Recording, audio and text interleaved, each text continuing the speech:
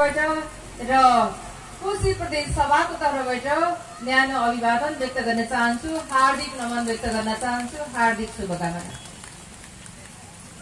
सदियौंदेखि तीज पर्व चलिआएको छ।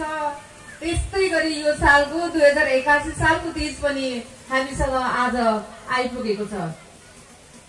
वर्षौंदेखि तीज मनाउँदै आइयो। तीज परम्परागत रूपमा दर खाने अनि आजको दिन व्रत बस्ने अनि भोलि पर्सि त्यो पञ्चमीको पूजा के पूजा त्यो हुने चलन चलिआएको छ।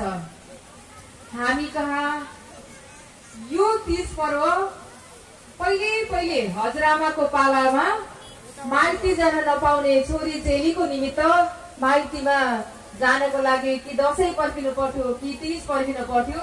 त्यो परम्परा धानिरहेको दिदी बहिनीको लागि, छोरी चेलीको लागि विशेष महत्व राख्थ्यो।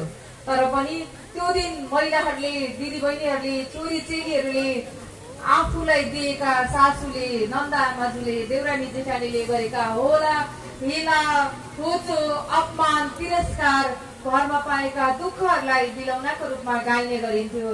तर अब समय कति धेरै पोल्टे फेरिसकेको छ। देशमा धेरै खालका उथल पुथल भएर अग्रगामी छलाङ मारिसकेको छ। देशमा अधिकारका कुरामा पनि हिजो कुनै बेला 5% जनप्रतिनिधिहरूले राज्यमा सहभागिता हुन्थ्यो भने अहिले 33% सहभागिता हुने गरेको छ र हामी अहिले 50% बराबरीको हाराहारीमा महिला सहभागिता हुनुपर्छ भनेर हिँडिरहेका छौँ, अधिकारको माग गरिरहेका छौँ। धेरै समय कोल्टे फेरेको छ। हिजो जसरी सासूले बुहारीलाई देख्न सक्नुहुन्न थियो, नन्दा आमाजुहरूले भाउजू बुहारीलाई देख्न सक्नुहुन्न थियो, अहिलेको परिस्थिति सबै ठाउँमा त नभनौँ 100% 100% त नभनौँ, तर पनि सासूले बुहारीलाई प्रेम गर्ने, बुहारीले सासूलाई आमालाई जस्तै माया गर्ने अनि नन्द आमाजुमा पनि आफ्नै घरको दिदी बहिनी जस्तो माया गर्ने, देउरानी जेठानीहरू त झन् एउटै रङको लुगा लगाउने, एउटै माया प्रेममा रहने खालको परिस्थिति सिर्जना भइसकेको छ। एउटा